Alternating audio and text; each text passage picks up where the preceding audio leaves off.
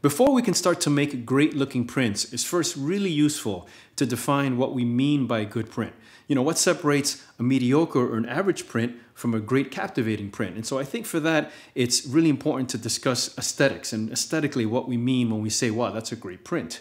And so the power of a print really comes when the paper and the image work in harmony together. So the paper is really an integral part of my tool set as a printmaker. You know, so like just as a painter can't really convey his vision without his canvas, you know, I like to think of Canson papers as a significant part of my whole creative process. For me, the primary goal of a great print is to interpret the vision of the photographer, to convey an emotion, to tell a story, to bring my creative vision to life on a beautiful fine art paper. The creative challenge is to make a print that achieves that goal. You know, when the image speaks directly to the viewer, when it resonates, then the print becomes transparent and your vision as a photographer is clear, it's effective, it's simple. And that's when you can start to feel like you're getting closer to that goal of making really nice and really effective prints. So the more you understand what truly defines a good print, then you can go from recognizing a good print but not knowing why to being able to use that knowledge in your own workflow, from capture to processing images to choosing the best Canson Infinity paper to best convey the essence of your photograph and your photography. So let's jump in. So one of the most important qualities when it comes to judging good prints aesthetically is resolution and detail. And it's probably one of the first things that we notice about a print, which is, you know, is it sharp? Is it sharp in the areas that it should be sharp? Do the areas of the photograph that have lots of detail and lots of contrast, lots of texture, do those come across in the print well? And, you know, that's a function of the resolution of the original file, how you process the image, and also the paper that you choose. So for example, this is Canson Barita Photographique. And this paper is really sharp, really conveys detail really well. And it's perfect for a print like this where I've got rocks in the foreground that have a lot of texture and a lot of detail. And I really want to emphasize that compared to the rest of the image that is rather soft and in the background. Another example of that is on a print like this. This is on printmaking rag. And while for a matte paper, this holds detail incredibly well. Really crisp detail here, but it's a different quality to the detail. It's perhaps a little softer or a little more organic. And so again, detail and sharpness, key to making really good prints.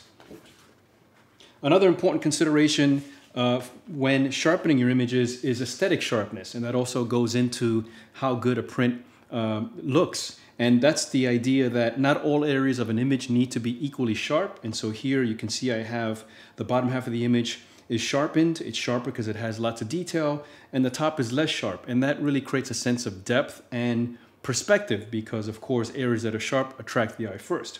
This is on Rag Photographique. So again, aesthetic sharpness, very important. Another important quality is Dmax, or what we call black density. And that's a measurement of how much black a paper can hold. And of course, the more density you have, the more black you have, the more apparent contrast you have. And this is key when you have areas of the image that have lots of dark areas or shadows. That really helps to create tonal separation in those shadows, avoids areas that become muddy. And so that's really important. And this is platine fiber rag, which is a paper that holds black really well. And in this image, you can see how I'm using it to really help separate these black tones and give a lot of weight to the image in those dark areas. Here's another example of black density. Again, platine fiber rag, and again I'm using it here to emphasize the drama and the mood of the image, lots of light, lots of shadow. And so again, aesthetically, you want to make sure that the paper holds the amount of black that you need to show in your print. Another important quality is smooth tonal gradations, especially in the midtones.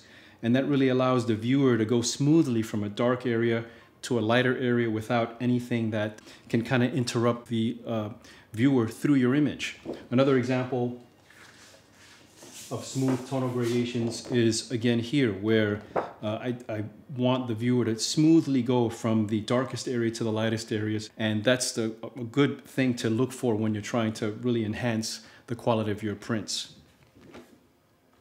Another important quality is luminosity and saturation. Does the print hold all of the color that you want it to hold? Is it vibrant? Does it look rich and saturated color-wise? And luminosity is a function of really maximizing the tonal range of the image so that you have whites where there should be whites and blacks where there should be blacks, and that avoids the image becoming or the print looking flat, and really makes your prints look rich and vibrant both in color and in luminosity. And finally, you want to make sure that your prints don't have any artifacts, things that shouldn't be there. So for example, sensor dust or things in your composition that shouldn't be there that perhaps you don't quite notice on your computer monitor, but once you make a print, and especially when you make larger prints, those things will really be emphasized and become apparent, and it will degrade the quality of your print. So I hope that these guidelines give you something to think about and inspire you to go back and look at your prints and see how you can improve them in each of these areas to really achieve the best looking print that you can combine with a great paper from Canson Infinity.